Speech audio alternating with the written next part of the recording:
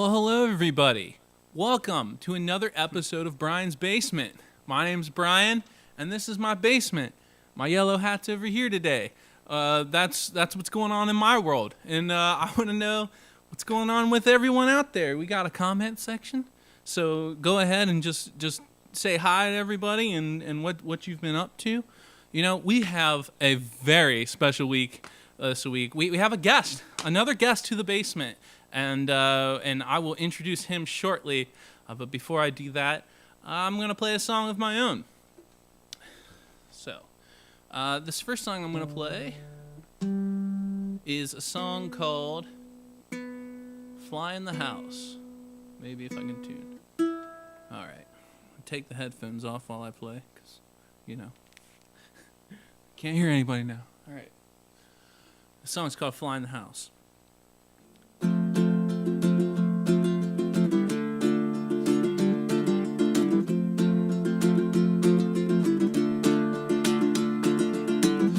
Just a fly in the house now, and I'm trying to get out, which I don't know how to do. I'm a stranger in a strange land, placed here by somebody's strange plan, and I'm so lost and I'm so confused. Maybe, if I bang my head on this forest field that I can't see one more time, and I'll break through to where I want to be. Hey, why can't I find my way now? Why can't I find my way now?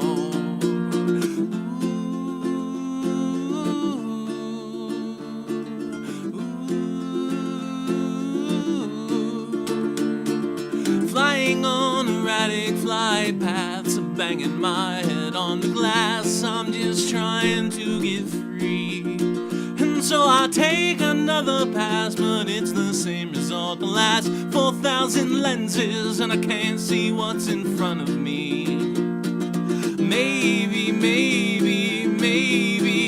there is something wrong with the way that I perceive this world around me, and I'm lost for eternity. Hey, why can't I find my way now? Why can't I find my way now?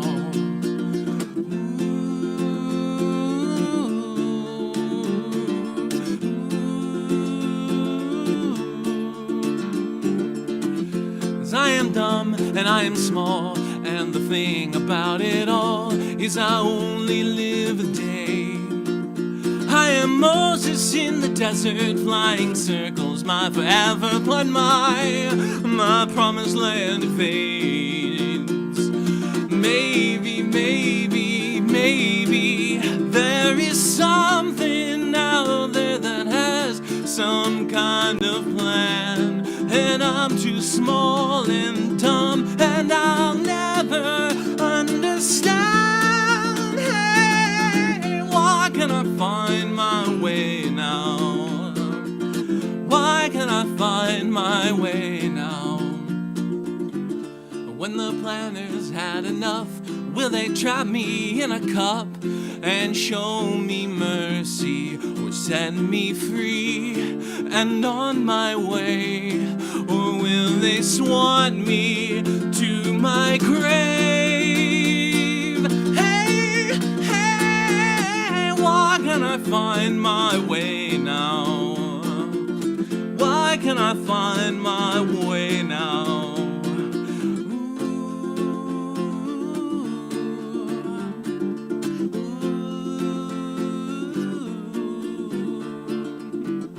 I'm not here all alone. There's lots of flies within this home, and we're all trying to get free. And we run into each other, we say, how you doing, brother? Man, I'm just here living the dream. Maybe we are doomed to wander briefly, and then we die. And maybe that should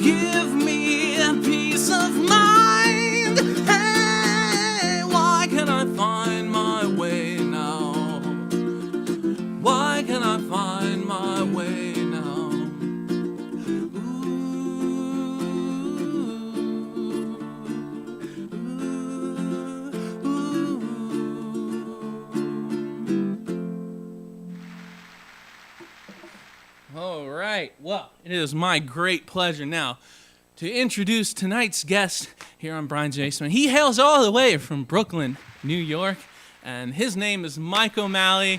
Hi, Mike. How you doing? Welcome to Brian's Basement. How's it going, Brian? Oh, dude, it's going good. Thank you for being here. How are things going? Pretty well. I mean, better as of like 3 minutes ago. That was a fantastic song. Oh, I really enjoyed that. Thank you, man. I appreciate it. The high note that ended the B section each time. It's like, help! I'm pumped up.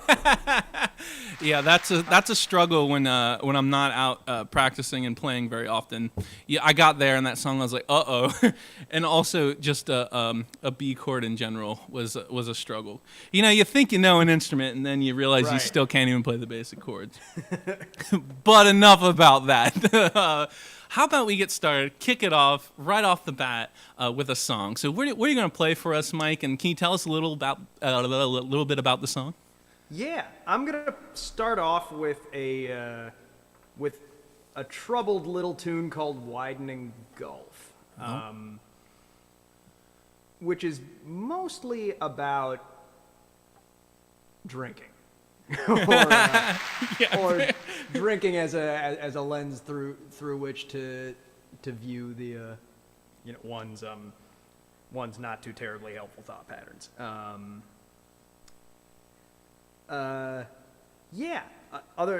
Other than that, it's one of two songs I have that quotes different chunks of the Irish tune "Red as the Rose." Oh. I occasionally help myself to traditional melodies because they belong to nobody, and it's fun. It feels like a fun Easter egg to hide in a song. Yeah, totally. But yeah, it's depending on what, because Red is the Rose and Loch Lomond are the same song. It's the part of the melody that goes, "But me and my true love will never meet again." And I think the melody itself sounds like it's saying that even when you're putting different lyrics over it. Oh, so, cool. So it contributes to what I hope is the overall tragedy of the tune. But yeah, I can just get it going. All right, this is "Widening Gulf" by Mike O'Malley in Brian's Basement.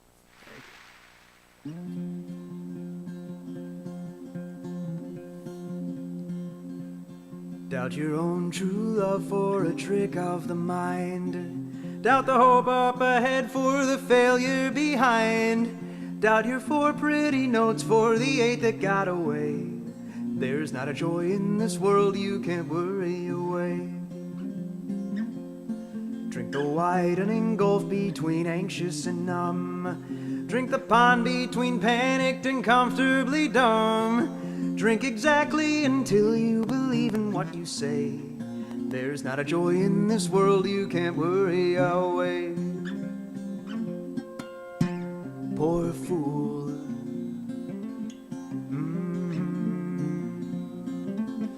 Poor fool. You can ask any coast worn away by the tide. You can ask Orpheus all alone back outside. And you can't warn me before, so ask me today. There's not a joy in this world you can't worry away. Drink the tune from your voice so you're okay on stage. Drink the care from your words so they get to the page. Drink exactly until you believe in what you say.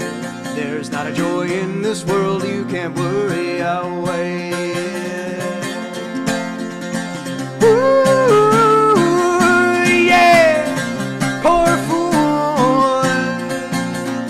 Ooh, yeah, poor fool. Hate the small ground you gain for the vast road ahead. Hate the kindness of strangers as ill-gotten bread. Hate the passion still lit as delusion and delay. There's no joy in this world you can't worry away. Drink the doubt from your head till it comes out as jokes. Drink the content from your confidence till it's dry enough to smoke. Drink the joy from the joy and the play from the play, till there's not a joy in this world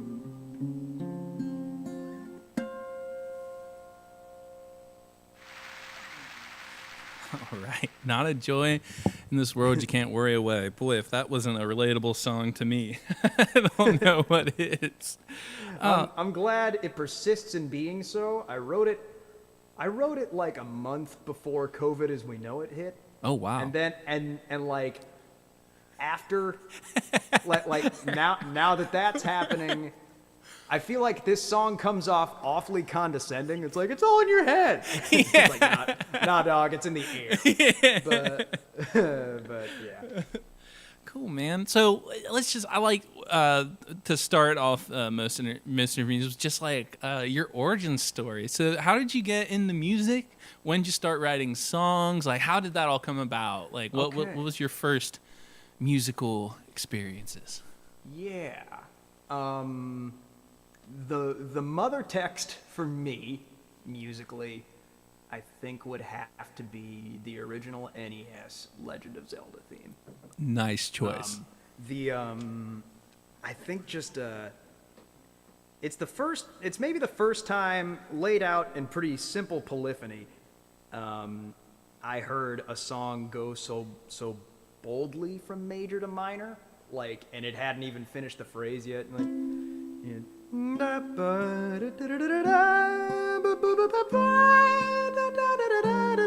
it's a different major chord now. It's like, damn, it resolved. It went home, but to a different home. I mean, I didn't have any words for that then. I still don't have words for that. That the melody was like specifically stirring, and like just rendered in beeps and boops. And I was like, maybe I didn't realize this in so many words either. But it was like, music doesn't need to be much to be like thrilling. Yes. Yeah, like I felt volumes just listening to that phrase. So I kind of dinked that out on the piano in the house, which I feel extremely lucky to have grown up near a piano. Yep. No one played it except for me, and only once I had heard the Legend of Zelda theme when I was like 5. But from then it was just like figuring out video game music.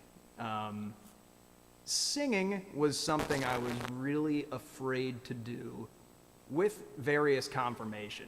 My Aunt Marilyn once said, "I heard you upstairs," and I was like, "Oh, you heard me singing?" And she was like, "I heard you trying to sing." Whoa.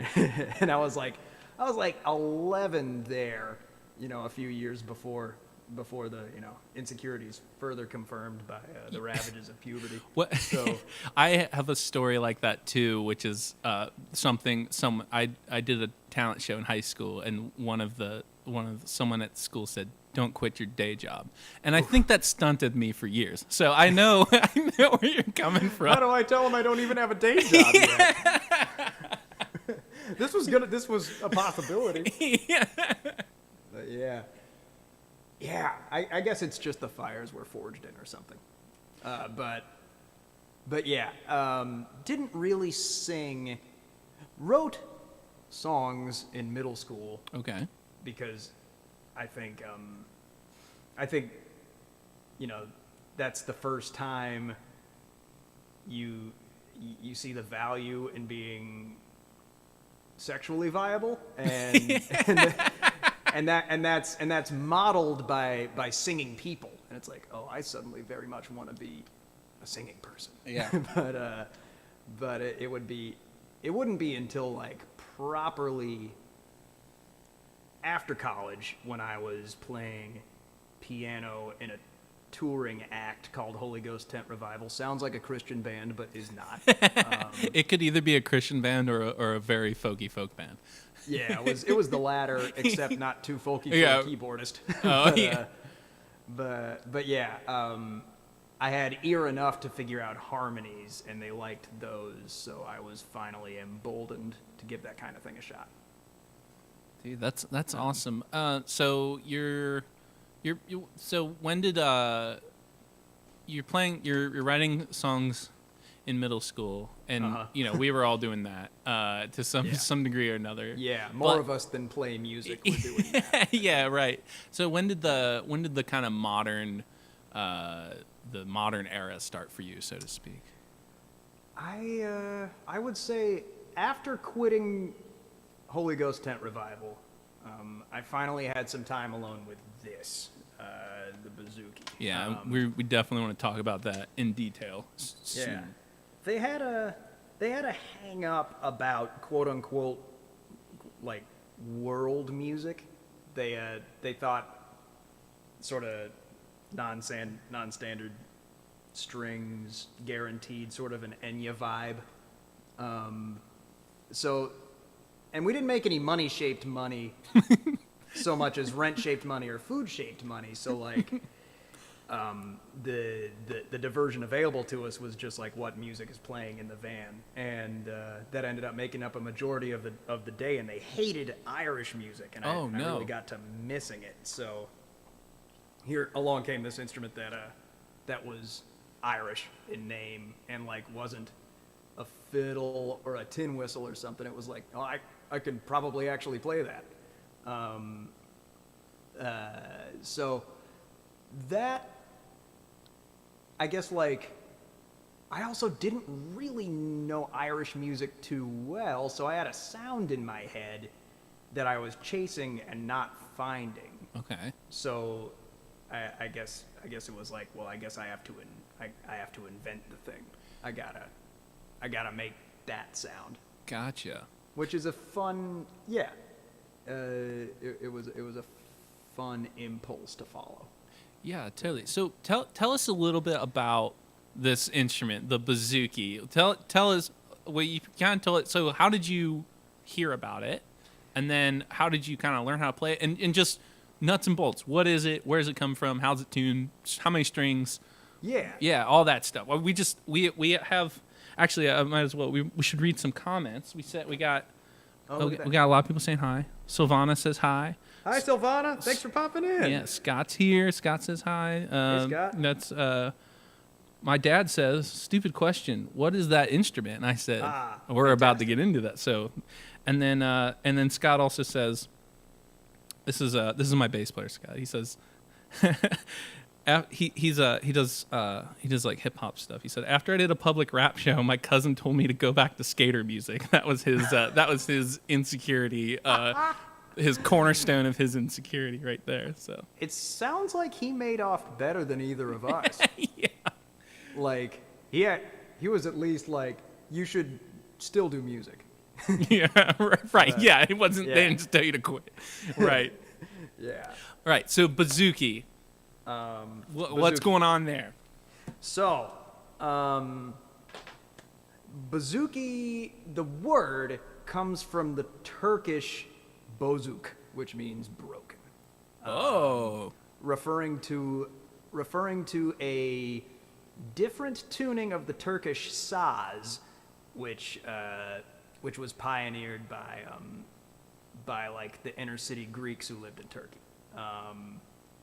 Luthery practices began to reflect this tuning change, and the bouzouki, the Greek bouzouki, was born.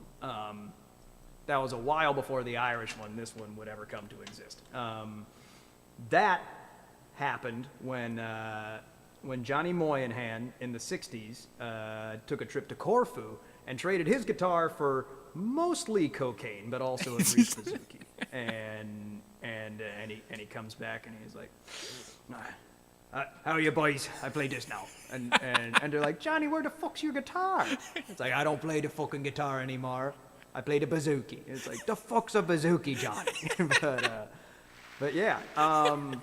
But it's timbral comparison to the guitar equals something a little like lighter and nimbler and suited to playing fiddle tunes. Particularly when they took the Greek tuning and adjusted that to be more or less the same tuning as a mandolin or a violin. And so yeah, which gets into what is a bouzouki. It's a 4-course, 8-stringed instrument. It's like, to look at, it's a big mandolin, and it basically is that. It is, the Irish style has a flat back. I think that was probably also a practical adjustment. The Irish beer gut didn't agree with the rounded back of a Greek bouzouki. That's that we also playing out relatable. here. Yeah. Yeah. And yeah. It caught my attention in a music store while I was in that band, because that was another thing we did for fun, was hang out at like instrument stores until they would kick us out. And I saw this hanging on the wall, and it was like, it says Irish next to it and I can play it. So yeah. So you already, what was the kind of basis for knowing how to play this instrument? Was it a guitar or a mandolin? I was conversant with guitar. I had started on bass, well, other than playing video game themes, and that was the piano. And that's what I played in the band. So rhythm section instruments. Okay. I knew how to strum and fret, so it was like, how hard could it be? But yeah. I thought it was interesting because I went and I did a little research on this instrument because, well, the first time I'd ever saw it is when I saw you play it live years ago here in Cincinnati. But I was gonna make a joke about how the ukulele is. It's kind of like it came from Portugal to Hawaii, but it's still relatively new. We're talking like the 1880s. It's not like an ancient. People weren't chilling in the Stone Age playing ukuleles on the Hawaiian Islands. Right. So I was going to make a joke about how, you have this ancient instrument and it's so, real, and mine's this corny 1800s. But it turns out that Yours is older. Yes, the 1960s for the Irish bouzouki. Yeah. But on that note, I'll bet that you never get people that say, hey, that bouzouki is pretty cool, but do you know how to play a guitar? Or you should play a guitar. Because I get that. My friends and family in the comment section, they would all love for that to happen, but it won't. But yeah, I think that's... So what? I think you get a nice full sound out of that. Oh, thank you. Yeah, it's... enough about that. We try, like I said, self-loathing. We try not to talk about it. Sure. Yeah. So when do you start taking? So you got this bouzouki, playing it. It's obviously awesome. You're like, do you feel like you have some secret that no one else knows about? Like, I've never seen another one other than that. Yes. I feel like if I were pursuing this on such as guitar, I would feel like a total imposter, even though for like so many people this is a guitar. Like, oh yeah, they don't even question it. It's like when they refer to it, they say they refer to it as the guitar because, like, broad strokes. Yeah, it's here on my body and I'm strumming it and I'm singing, and I don't have to blow into it or bow it or anything like that. So,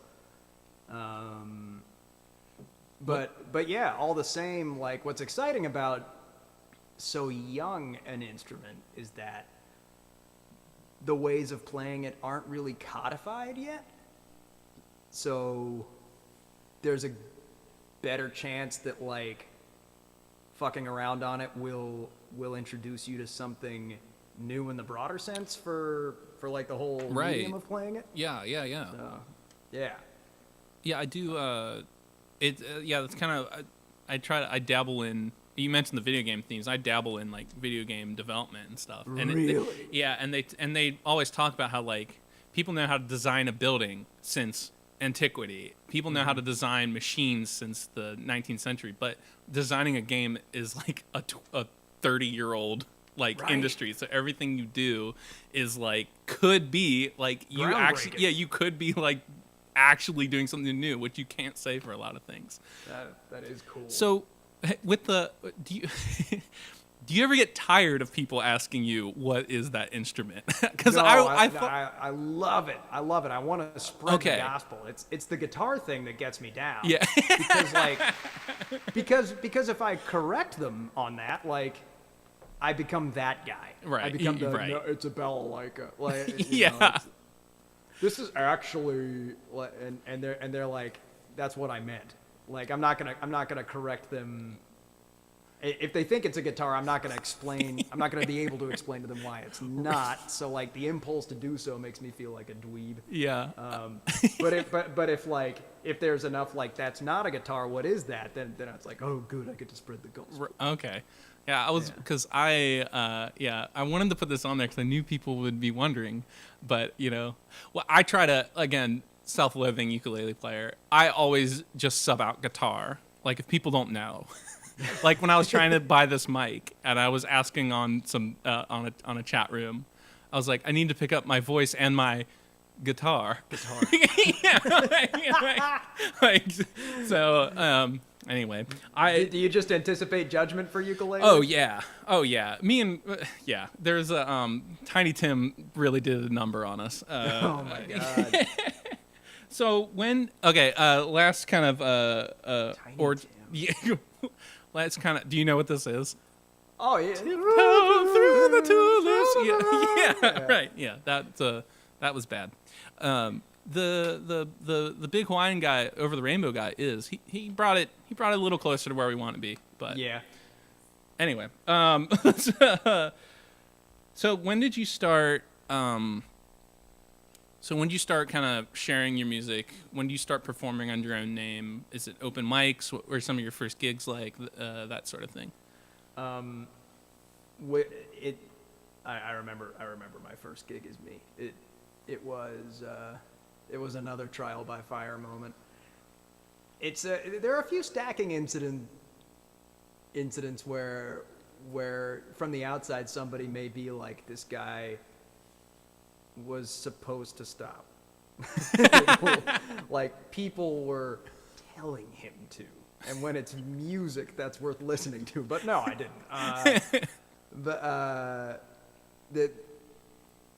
My first gig as me was a St. Patrick's Day gig. I had an apostrophe in my name, an Irish instrument, and I was maybe the only person in my scene in Greensboro remotely interested in Irish music. So they were like, "Here, have a gig," and I crash learned my first 7 Irish songs, and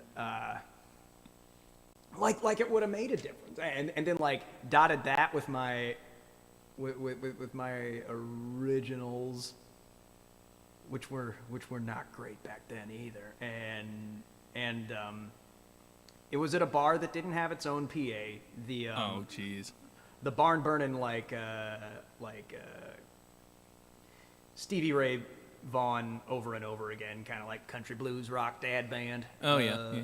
They were playing their 2-hour set, and they were like, "Sure, man, use the PA. We're here all night." And like 4 songs into my set, they start breaking down the PA around me. Oh no! I'm sorry, man. We gotta go to bed. We're old men, Oh no! Yeah. I once had a gig where the guy told me to stop. The bar manager's like, "Can you stop? I need to play this song on the jukebox for this chick I'm trying to hook up with." And I was like, "Oh, all right, this is how this is." So It's yeah, classic. Yeah, I've been there. All right, man. How about we get on something? I could talk about this crap for the entire show, but I want to talk about songwriting and I want to talk about other things. So right. let's get another song in there. What are you gonna play for us? Maybe we were talking about Up the Ghost earlier. Yes. I could just play that. Yeah, do that, and then because that'd be a good segue into what we're going to talk about, some of the topics we're going to talk about next. Perfect. Yeah, Up the Ghost this song is from my latest but by no means new album, Growlers. It's 4 songs written for the Mandocello, which is like the grumpy older brother of this thing. About toxic masculinity. The governing anxiety being that, like, is it so that anybody raised in this culture as a man is predisposed to be a monster? And I do think that the answer to that is no, but I don't begrudge anybody thinking that. Because I think the phrase "be a man" is before anything else an impulsion to violence. So it's 4 songs about that, and then another song that's not about that. that one's about drinking again. But the organizational scheme for it was I wanted it to be 4 songs because the name of it was already Growlers, and I also wanted the name to mean jugs of liquid. Yeah. In this case, the 4 humors, that old dead, Yeah. like medieval psychology that says if you have too much blood, you're gonna want wine all the time, or if you know, Bile is one of them, isn't it? If you have too much yellow bile, then you're angry. If you have too much black bile, then you're given to melancholy. If you have too much phlegm, you're like Dwight Schrute. No, never mind. Yellow bile's Dwight Schrute. Phlegm's more like a golden retriever person, like too fawning and gentle. Okay. But yeah, this one is the blood one. Taking aim at that series of mistakes and assumptions and entitlements that we summarize as the bro. And like the bro wherever he lurks in each of us or endeavors to lurk in each of us. Yeah. All right. Up the Ghost. This is Up the Ghost, Mike O'Malley and Brian's Basement.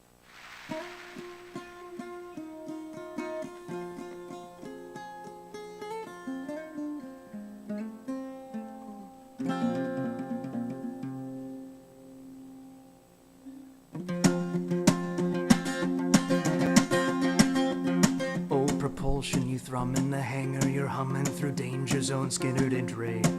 You curate a haze, getting oiled up 3 ways till you're roaringly loosed on the day.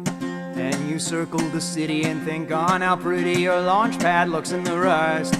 And you're too circumspect to think it all won't be wrecked, but your erection will face down the dust, won't it?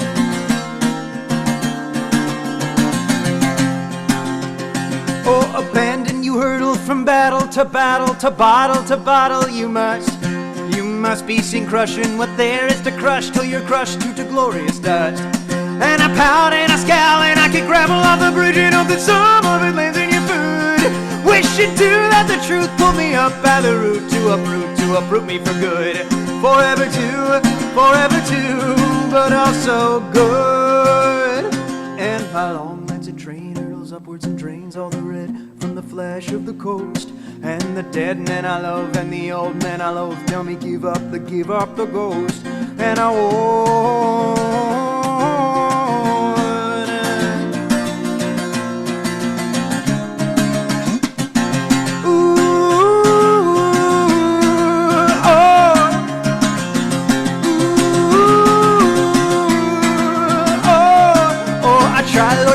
Tried to chart you in packs, but in fact you're too many to spot.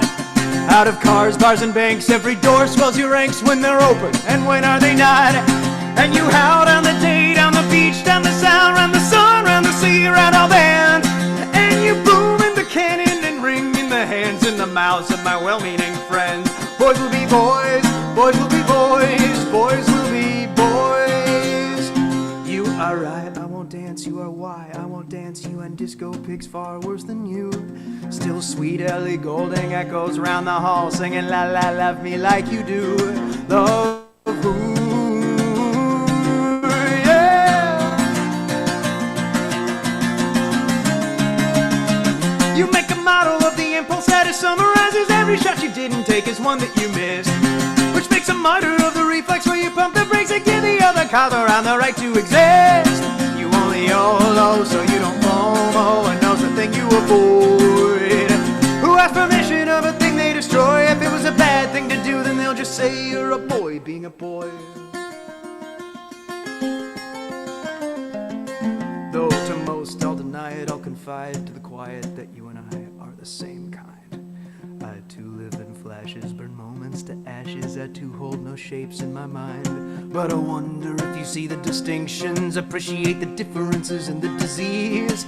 That is whatever you will call incontinence, I call pissing wherever you please.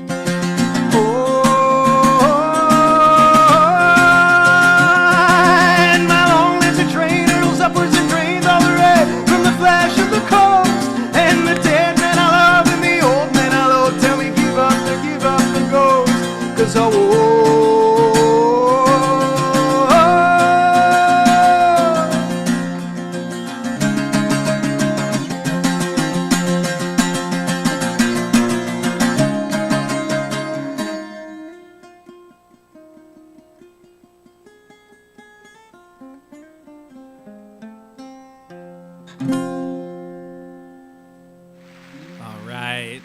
Dude, I love that song, and I guess this would be a great segue into the story of kind of how we met years ago. I don't remember what years ago. This is like 2-3 years ago, maybe more. I don't remember. But you came to town with Katie, friend of the show, Katie. Yeah. I think I don't remember what the deal was. It was at Listening Loon. I feel like maybe I played, but it was like maybe like a half open mic deal. I don't know. But anyway, you did. I believe you did. Yeah, I remember that baritone ukulele. Okay, I felt like it was like a set and then maybe like open mic time. I don't remember. But anyway, yeah, I think that's how it went. Yeah. So, but you came up and it was this weird instrument. I was like, well, this is cool. I'm into this. any instrument with 4 strings, I'm down. And then you played that song, and I remember being with my friend Alex, and we were just like, whoa, like this, and like we walked out of the bar, and we're just like, that was, just like one of those moments that has a lasting impression. This happened to me a couple times before seeing certain bands, and it just sticks, and he still has it on his Spotify list and everything. So oh, cool. Yeah, and that's, I always think about that as one of those songs. So I guess the question to kick off with is like, what do you think it is about that song specifically, or just songs generally, if you have a experience like that kind of lends itself to having that experience? Man, I mean, first, flattering as hell to have a song I wrote credited with that thing you referred to, because I do feel like I'm always chasing it. So I'm glad. Man, it's nice to hear that it does it. It is new news to me that it does it, so I don't know if I can answer for why. Oh, really? That's not your banging ender that you play. I mean, I know I've got a few folks in my life who really like that one, and also a few in my life who are like, oh, that's the screamy one. I know that's. Well, I'm definitely a fan of the screamy. I have to be. I am the screamy. Me too. One must scream. One must sometimes scream. Right. But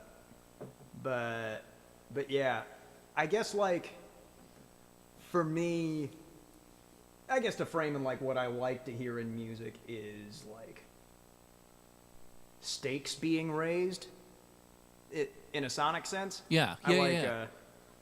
I like feeling catapulted by a song. I like to. And I think harmonically too.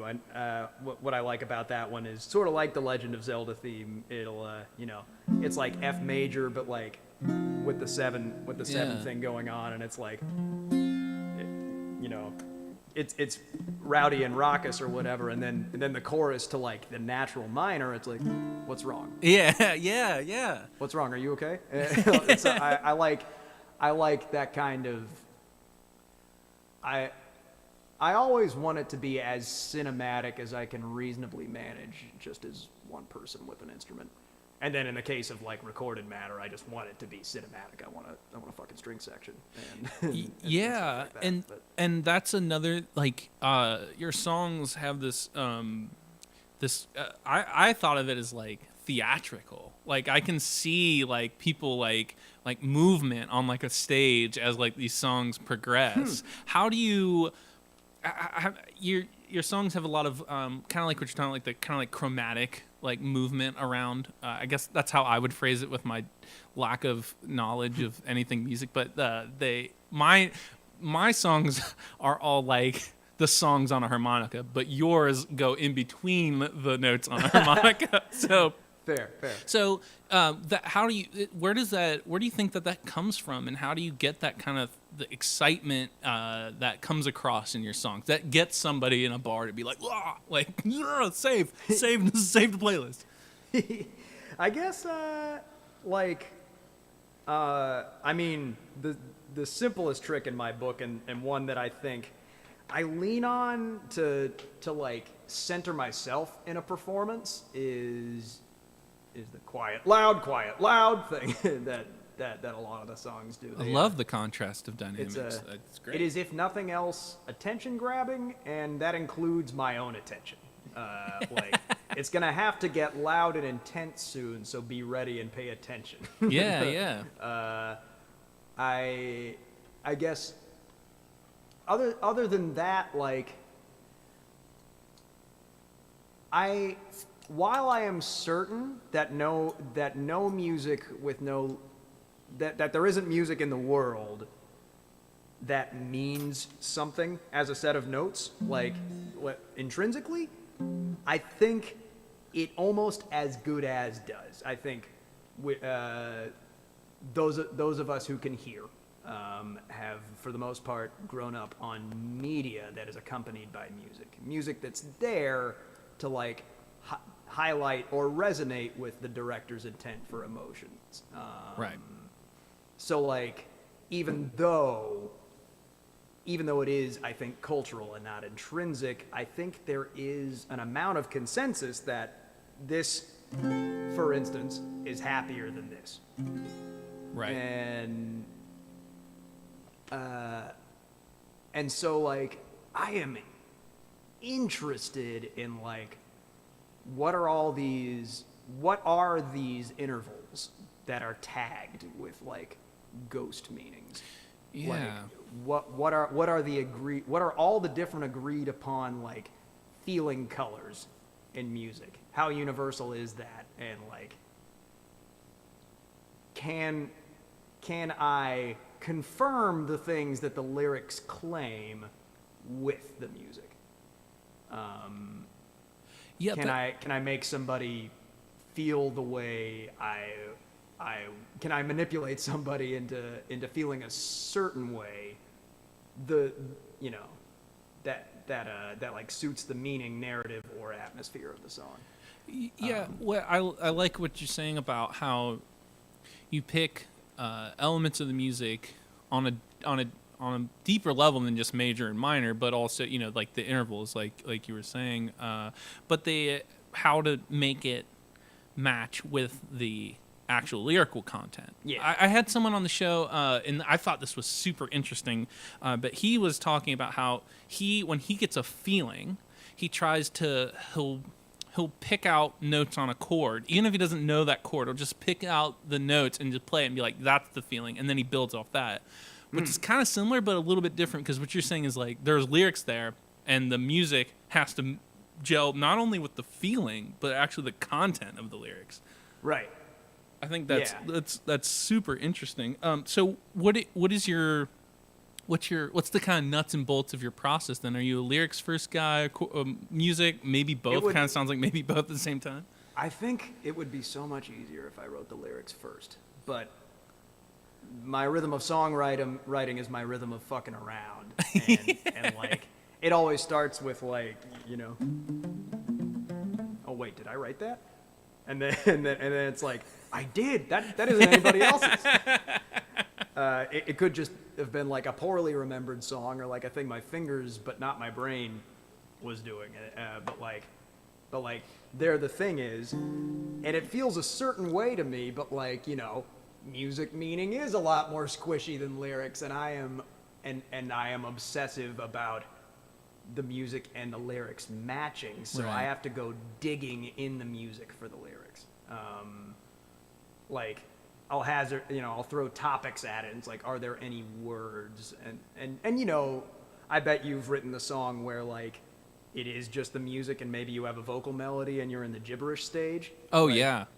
Somebody did a gold Yeah. You're just making the noises because you know that you're so excited there are going to be lyrics there one day. Right. But I think like the famous version of that is like Paul McCartney. That one. Also a good example of excellent songwriting. But yesterday, Paul McCartney, apparently it was scrambled eggs, something scrambled eggs. So yeah, that's what because he had that melody and was like, there's what you're talking about. There's definitely something here. Oh man. So where? Love that. Yeah. So now every time you hear that, you'll think scrambled eggs. So it even ends with Of course it's about food. Of course, yeah, right. That's a subtle take that I think someone's gonna write a think piece on here soon. Just you wait. So what do you so what where do you kind of source your inspiration for the ideas or the emotions that you're trying to convey? How do you like kind of collect those both, I guess in just kind of like a general sense, but also maybe like technical sense, like I write them in a weird notebook or something. I don't know. Sure. So technically, the Notes app on my phone contains probably more stuff that I'm cool to still use than any previous volume of notebooks, which I would feel like a murderer destroying them, but not because I don't want to. I know people like that. Yeah. Early on in middle school, I think my mom's watching. She sent some of the contents of a notebook that I didn't know she knew I had or was maintaining to like a friend. It's like, Mike's writing poetry and it's really not, and I'm like, that's a total mom move. Yeah. I'm sure my mom's watching and she knows. And they're middle school lyrics. I was doing like my best impression of Tool, which was like, whatever other nonsense I was listening to back then. But yeah, I'd say literally the biggest repository is the Notes app. What it contains are like what I hope are clever rhymes or turns of phrase, like kind of one or two per note, and then it's just the slow business of trying to grow a song out of those. Okay. Sort of the music end of lyrics. It's just like, this sounds nice together. It suggests a meaning. It's pithy. I should plant this and see what grows out of it. Yeah, and you get that nugget, and then you come up with your chord progression or your melody, right? And then like that nugget, then they kind of I find that they're it's like symbiosis. Like you need like a nugget and you need a chord progression that has like an emotion with it, and then they kind of start feeding off each other. Then before you know it, something comes out and you're like, I don't know where that came from. Yeah, I hear you saying that and I envy it, because it sounds like you're a lot closer to a both first guy. It sounds like you managed to like stack them or stagger them like that. I do. And for me, I get like all the way to the end of like what the music is gonna sound like, and it's like, how the hell am I gonna squeeze lyrics? Oh, that's interesting, because your songs do have a very fast pace. They're very syncopated and exciting, and like I'd say that probably lends to that quality. That's probably a good thing for you, because it does. They're like I said, they're like theatrical. They have like these parts that are like spoken and fast, and right. That's really interesting how that kind of manifests itself in the final product. You can hear the result of that process. Yeah. Yeah, but I can't. I'm glad that reads. Sometimes I worry it's just my inability to draft. Well, yeah, just put it all in, squeeze it in. Mine's my inability to actually like write anything more than like chords or a melody at all. Speaking of melody, your songs are very melodic. So is that? I'm assuming that that's more of a pronounced role in your process maybe than me, or I'm just a chords guy. So yeah.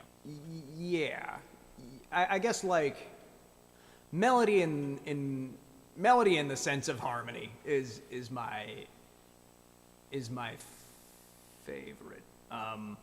What like small repeatable movement can be fitted over audacious chords? What can you hum while being sort of made uncomfortable by what's going on underneath it? Okay.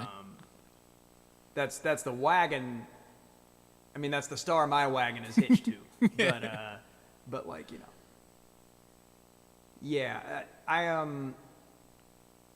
think you mentioned theatricality a couple of times, and I guess now is as good a time as ever to come out and say Stephen Sondheim was my Bob Dylan. And, Oh, okay, yeah. And he asserts that like when it comes right down to it, all music is harmony, and that's where you're gonna meaning in it too. That's interesting. Because I guess like a melody isn't fully itself until you hear it in the context of the chords beneath it. Okay. I think that's why Name That Tune is so difficult, because it's a you know, Right. melody. You don't have the context. But That's interesting. These are the kind of like things that like. This is why I love doing this show. It's because like I love hearing things like that. I think like, oh, like melody is nothing without harmony, and then I'll think about that and I'll try to implement it. And like or like the thing with the chords I was talking about with the guy. That's all that stuff is super fascinating to me. So you studied English, right? Is that true? Did I make that up? Okay, you did. So does that play an influence on where your lyrics come from? And is there anything specific like from the literature world that you take with you? Only as specific as being fussy. I think it has made me more lyrically fussy, and I guess like I think it's something you should. Anybody creating anything should be continuously told, but in English or in writing classes, you hear it so much. Show, don't tell. Yeah. I think that I can maybe thank my obsession with that edict.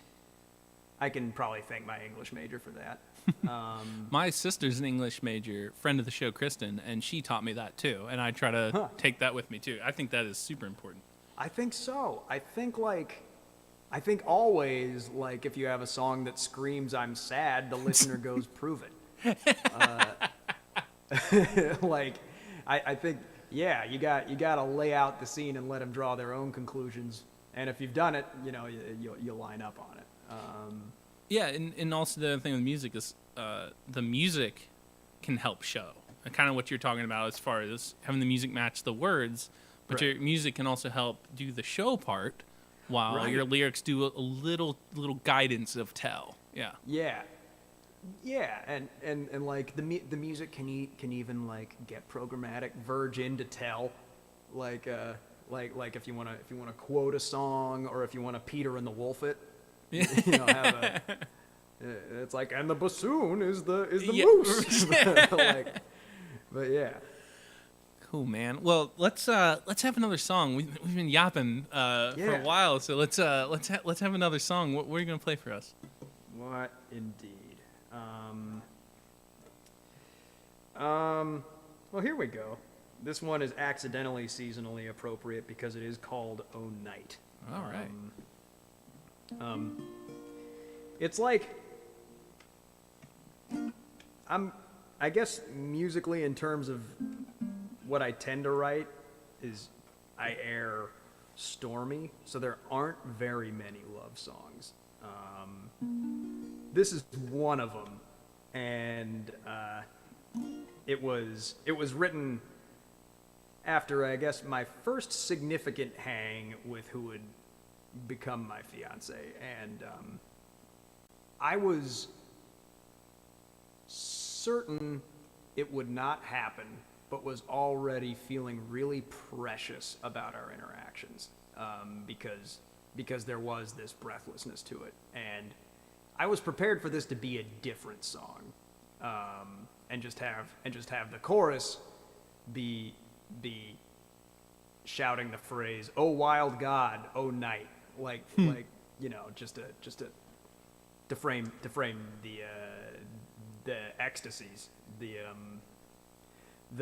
rush of hanging out, but also what I imagine to be the coming tragedy of we would never be a thing. Okay. But we are, so it's a lot better. But if and then the verses for that song. So this is "Own Night." It's recorded nowhere yet. I really want to record it. All right. Oh, night. Mike O'Malley, Brian's Basement. Yeah.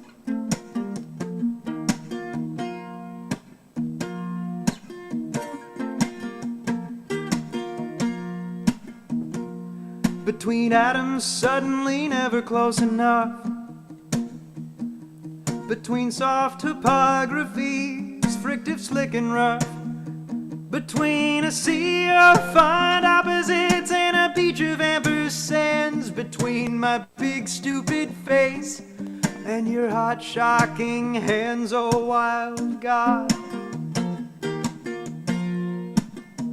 Oh night, between the myth of forever and the sudden dire need, between the floor and the ceiling and all in greed, between the giant grinning ghosts that line our secret path, oh to hell,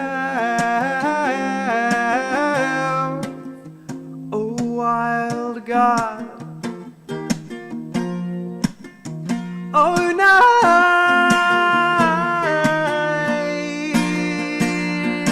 so put out your hand, let your zealot climb on, or tie knots with the strands of my fate on my palm. Oh, how do I sing? How can I not sing with a mouthful of roses and honey? Many of us die knowing less than we know. Many, if not all, at the very least most. And I love the world, darling, I always have. But you, darling, you make me want it.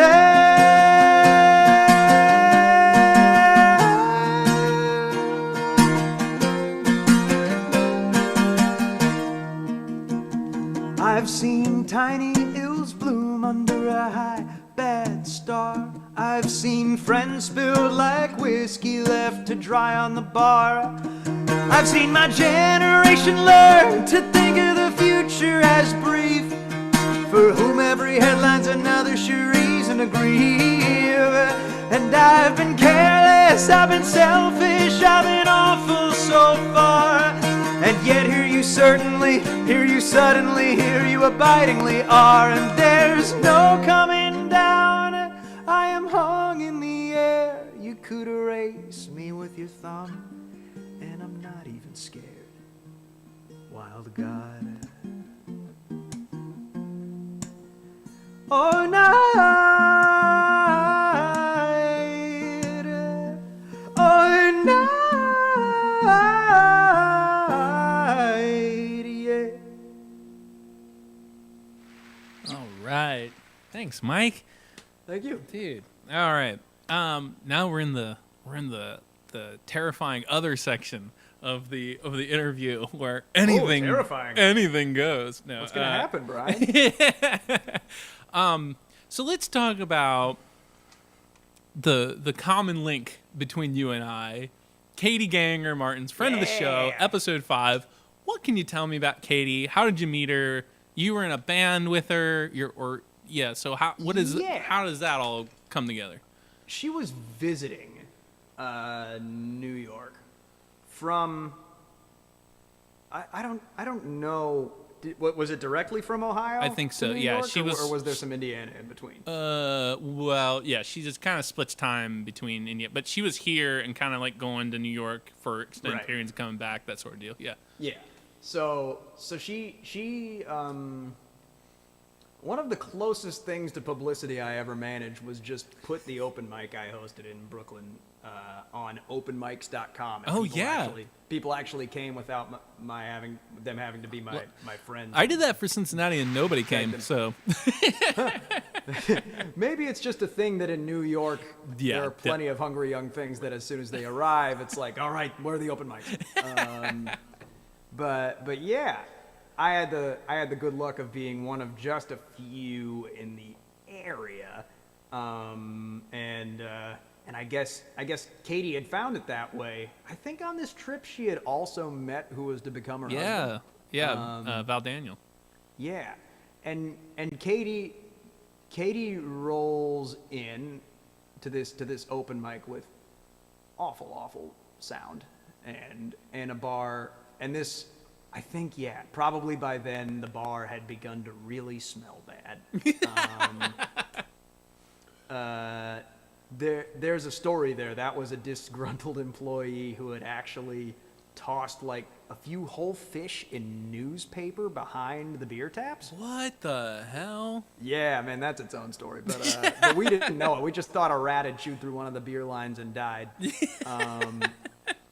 But yeah, so it's this stinky bar that I had come to love a lot, and Katie rolls in with, I think his name is, this is either also a Brian but with a Y, or indeed his name is Byron. I know one of these things is true. Yeah, it's one of the I want to I feel like there was maybe another Brian, but yeah, I think it was a Brian, and yeah, she came in. She came into the open mic with her guitar and him with his cello, and they play a few songs, and I was like, this is fucking fantastic. Who are you? Who are y'all? Where'd you come from? And yeah, Katie was visiting, and I'm like, are you coming back? And she's like, I actually think I am. And I'm like, cool, are you coming back to this? And she's like, yeah. And at some point, it came up that she played oboe. I was like, you play oboe? oh yeah.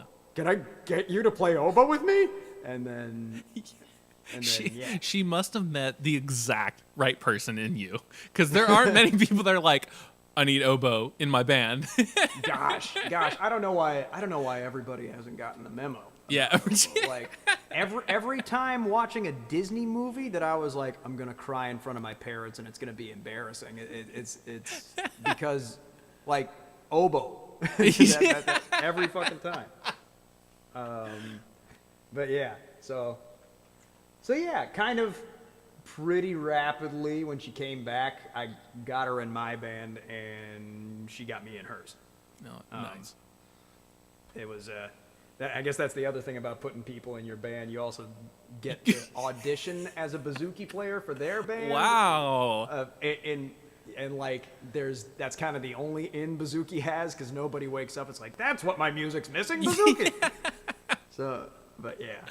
Oh man, I need to start looking for bouzouki players in Cincinnati. I'm sure there's a ton of them, but we'll see. I mean, like, I was thinking about this. I was having a conversation with my Greek fiance about how I was explaining what I understood Cincinnati chili to be, and we were like, well, wait, goddamn, this is Greek meat sauce. This is kima. Yeah, the story is the guy wanted to make this meat sauce, but he had no like real word for it. Like, he was like, how am I going to sell this to people? What is meat soup? Oh, it's chili? We'll call it chili. It's not at all. Yeah. I love it. But yeah. So I don't know if there's that Greek influence in Cincinnati. There might be some bouzoukia around there too. Yeah, maybe. There is a Greek festival, and that's a good time. So maybe I'll check there.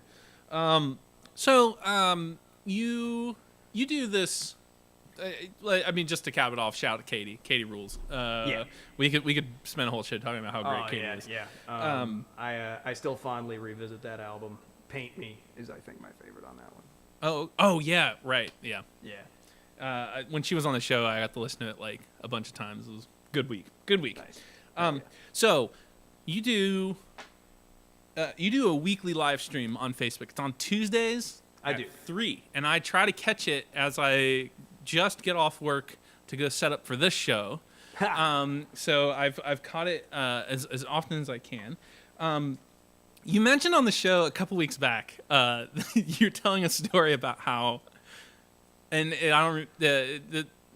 You started the story with just the phrase that got me thinking, which was back in the beginning of pandemic when live streaming was fashionable and all the celebrities were doing it, and like because they're not, like, people did it and then they stopped. Right. But here you and I are. So I was wondering. I was just wanting to get your take on why why you still do it. What's it? Why is it important to you, and what keeps you going week after week? Yeah, I think it is that balance of vanity and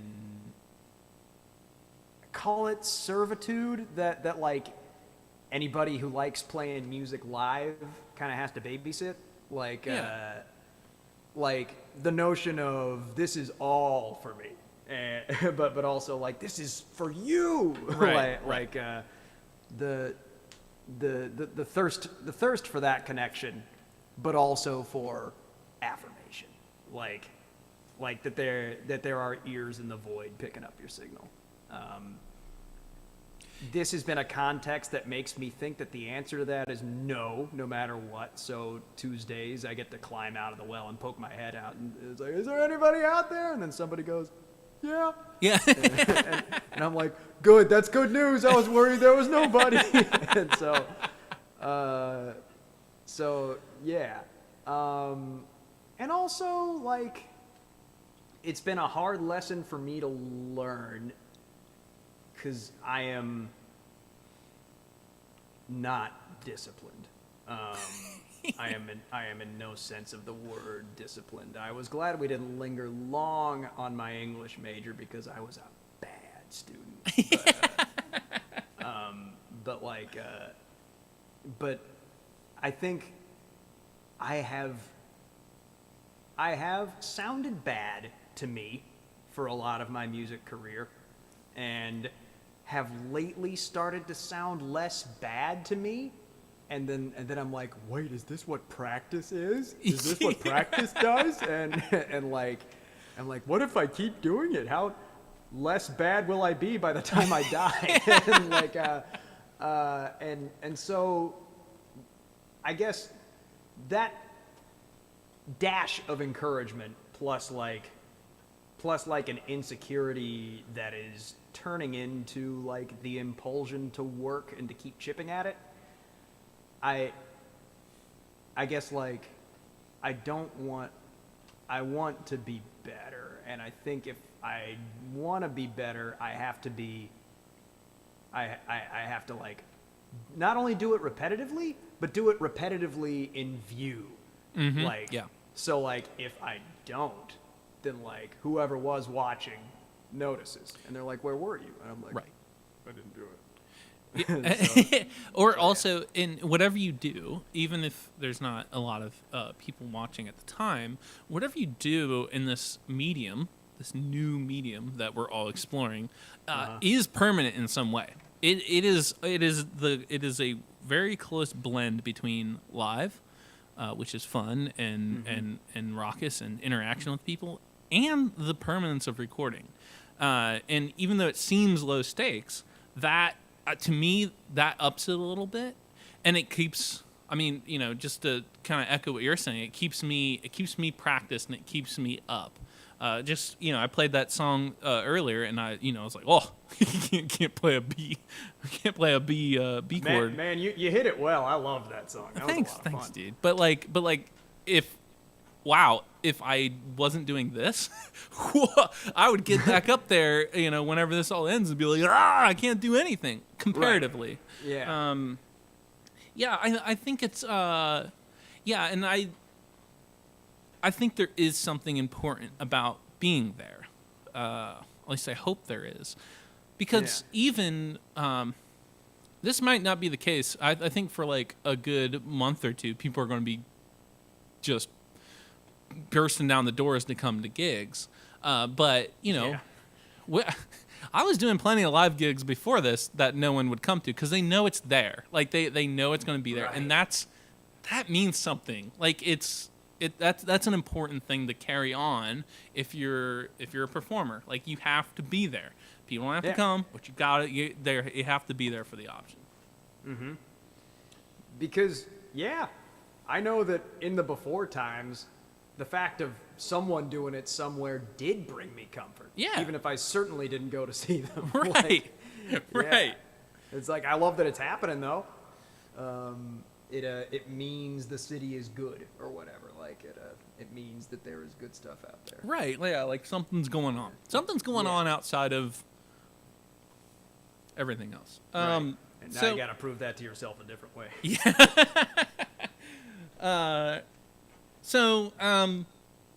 This is something I personally want to know, is how do you maintain with that theatrical, energetic quality that we were talking about before? How do you maintain that from, playing solo, playing in a band live, and also carrying it to your live streams and your recordings?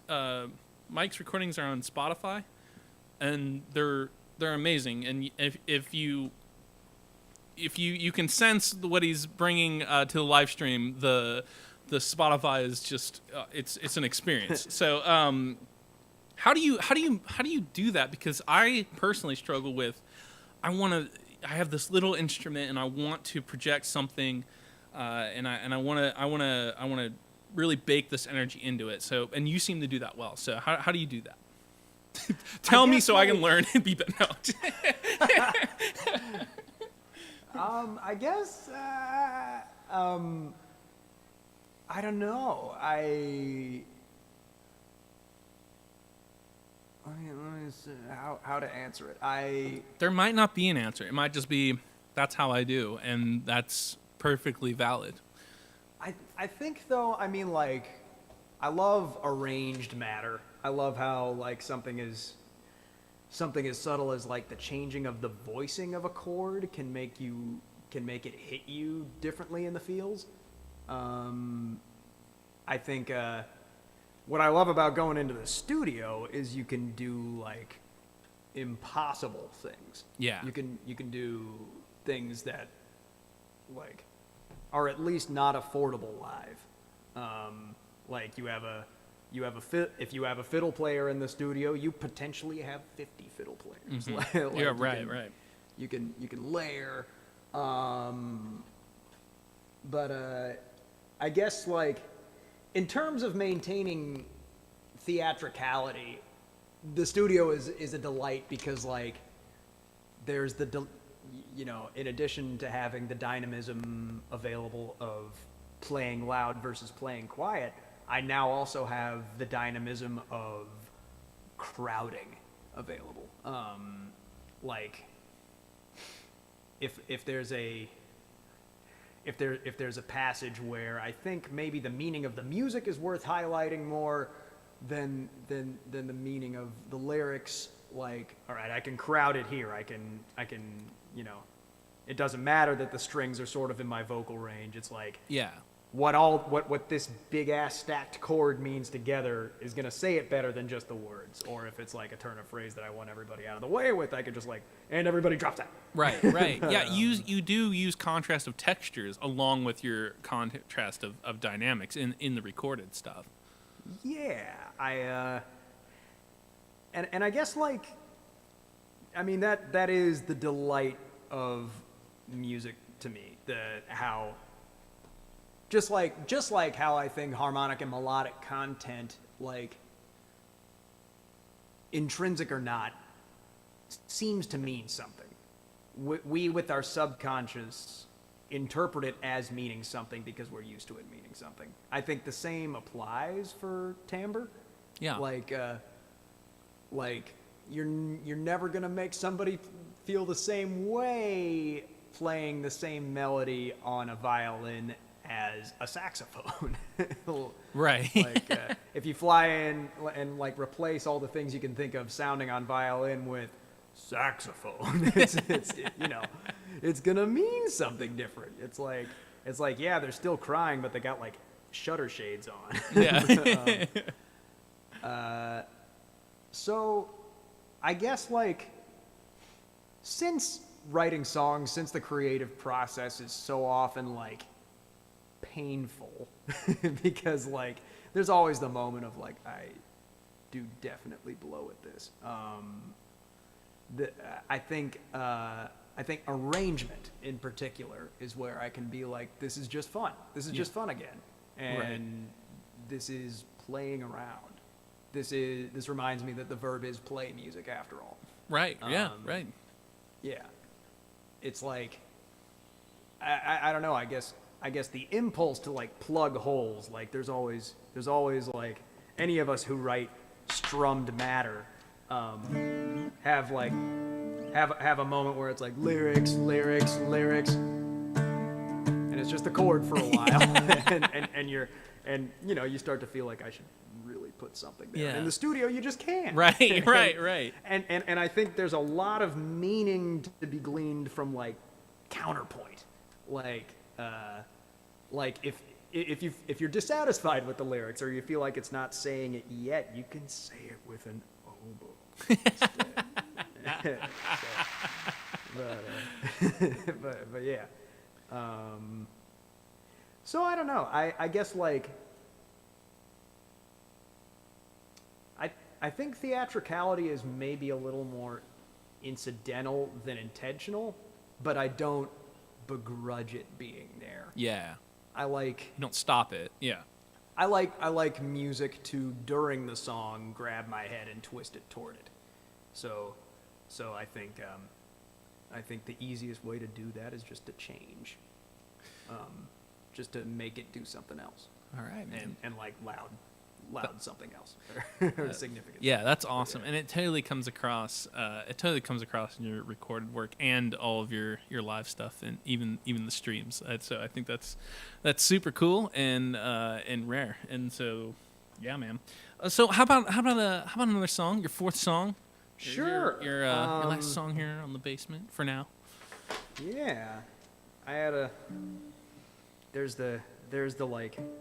Nah, I'm doing the sad one. It's got to be the sad one. This one is called Small Room. It's a song about how the ways in which specifically the wrong relationships can be isolating. How this. Also, full disclosure, was a song written a few relationships ago,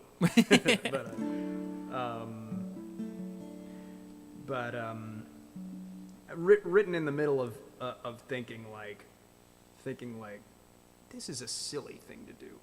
This is a silly thing to insist on doing when you knew it would be about like this. So a bit of a self-scold.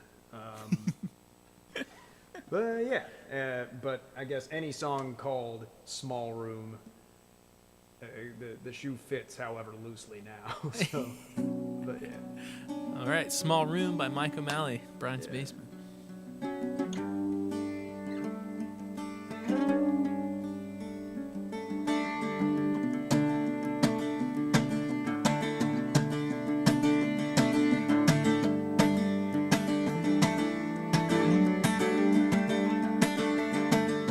Against the world, who the hell finds that romantic?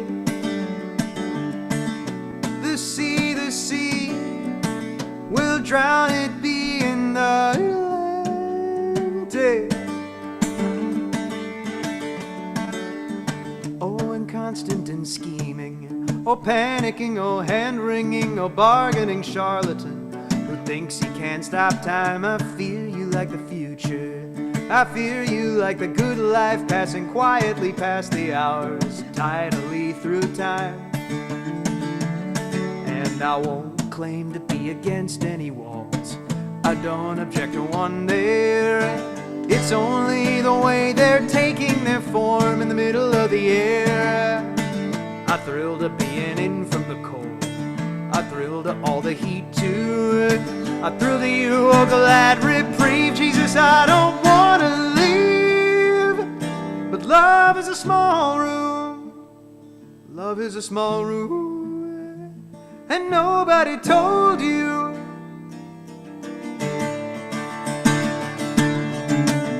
Against the world, who the hell finds that romantic? The sea will drown it being the Atlantic. You signed on for 1 year, it's been 2 years, maybe 3 years, and now you fear you're losing count of more than just the time, and you never chose here. But here, 8 up 8 years, how could you see the city for the grind?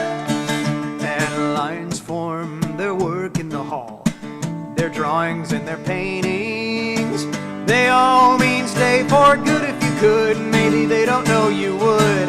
And friends call from the winds past the wall, they don't know why you're waiting. Your loves would only bless your feet as they beat the path to leave. But love is a small room. Love is a small room. No one could remove you, not even you. And someone leads so natural in your hallways, all as though they weren't just ruined walls, as though they truly led to halls or rooms. And if indeed the world leads you to love and your mind's still on that broken cup, then drink, my friend, until your lungs fill up. Fill up a small room, drown in a small room, 'cause nobody told you.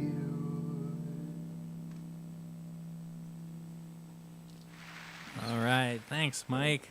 I love that one too, actually. So I'm glad you played that. We got some comments in here. I'm kind of neglecting the comment section. Yeah, me too. Mark, oh, look, looks like my family's here. Yeah, we've got lots hey, of. Megan. We've got lots of clap emojis. Got lots of fire emojis.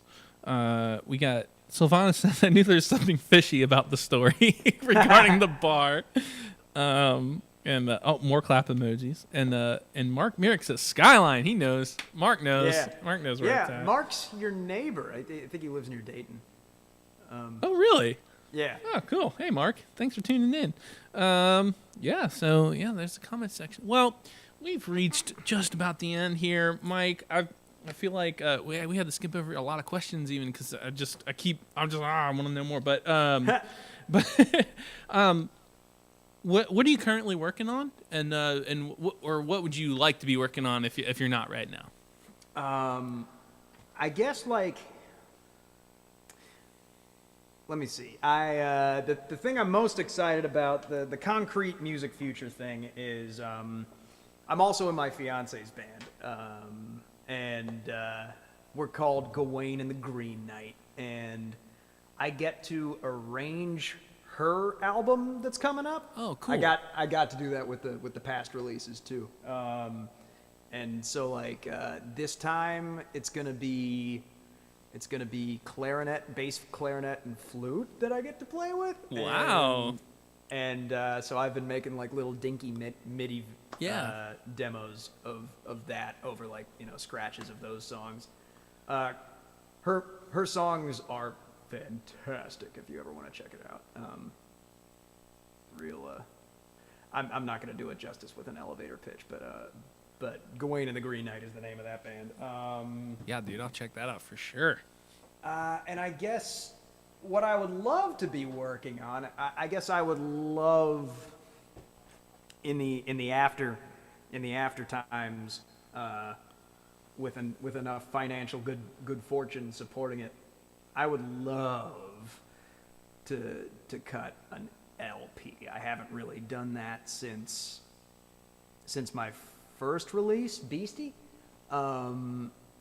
I would love to do that with like as many classical instrumentalists available as I would want. I got it planned out. It would be an album called Bad Stars / Worry Beads, and it would be like big, grand, like cinematically arranged songs, staggered with absolutely acoustic solo songs. Okay, that sounds awesome. Bad stars from like the what catastrophe means etymologically, like big bad concerns, and then worry beads, individual frettings. Worry beads from that like old Greek fisherman habit. You just have this necklace that you don't wear. You have it wrapped around and you just kind of toss it to yourself. They call them worry beads. Oh, okay. Cool. I think it's something you do while you're watching the harbor. for like, it's gonna be the bad weather, isn't it? Right. But, so yeah, that. Oh, though you also mentioned video game development. I've scored a short film, and I've written songs for movies. But Brian, I would love to write music for a video game. Really? To bookend it, that is definitely the dream. Oh, dude, a lot of my first favorite music was from video games. No kidding. All right, dude. Well, any other shouts, plugs, musings, words of wisdom to close out the show? Words of wisdom, jeez. No pressure on the words of wisdom part. I don't know.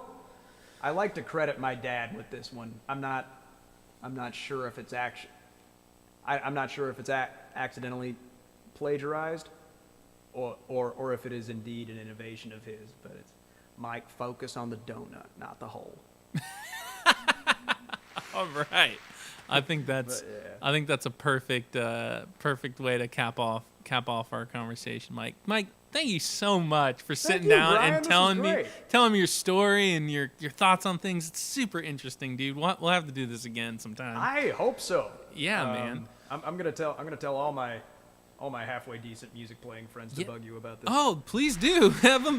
Please do. I would love that, man. I mean, I when I had Katie on, I was like, because I had known you from that thing, I was like, do you think Mike would do this? And she's like, Mike would do this. I was like, okay. And then I had to wait a couple months to muster up the courage to ask you. Oh. So thank you so much for coming on the show. Happily, man. All right. This was a lot of fun. I'm if you just stay on the line, and then we can say goodbye in a normal way, not a live stream way, and then Sure. and so I'm gonna play one more song, and then Yes. after that we'll say bye. So thank you so much, Mike. I appreciate it so much. Thank you, Brian. All right, everybody. Well, thank you, everyone out there, for tuning in to another episode of Brian's Basement and putting your comments in there.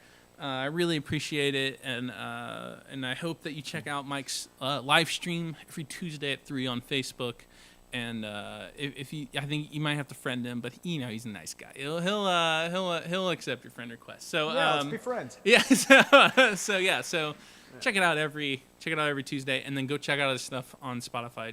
Just search Mike O'Malley and Mike O'Malley plus the Beastie Band. Okay.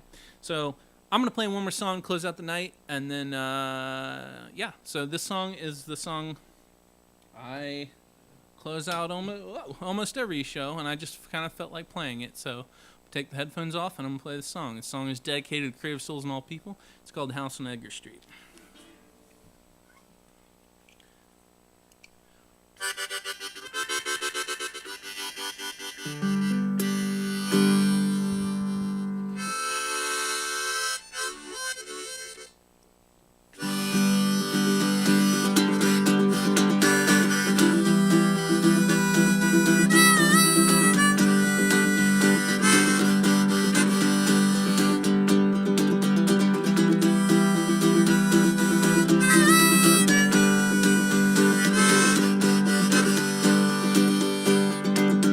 Yes, I am the house on Edgar Street, sitting down by the river.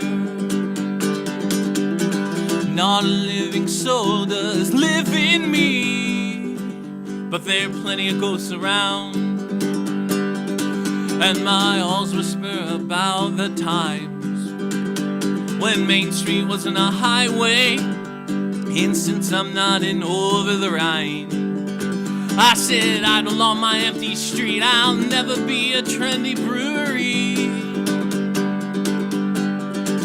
I was built after the war to end all wars, but I was young and I was indifferent. Since then I've seen so many more that I've learned to be a skeptic.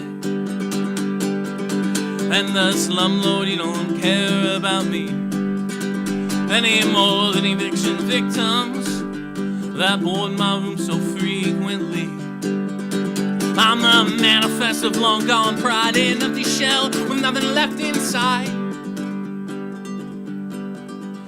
Amazing waste, amazing waste. How have I become such a place? Because I'm empty on the inside and ragged on the outside. I'm a waste of space and time.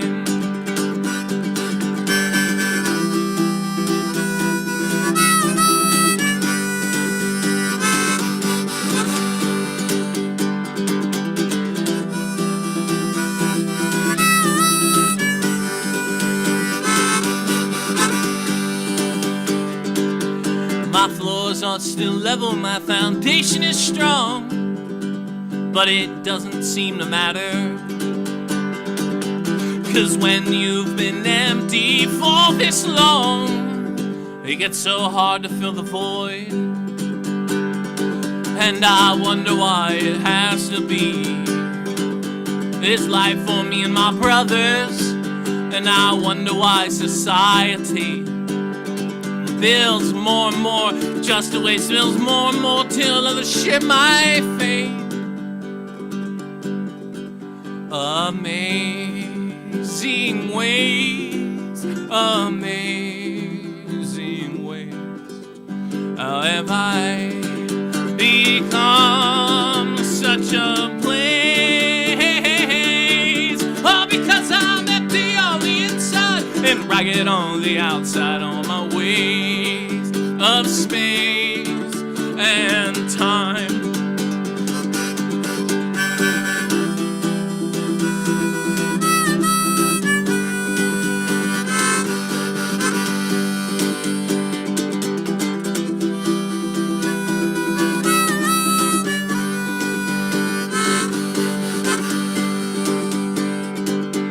Yes, I am the house on Edgar Street, sitting down by the river. Not a living soul, just living me, but them ghosts still hang around.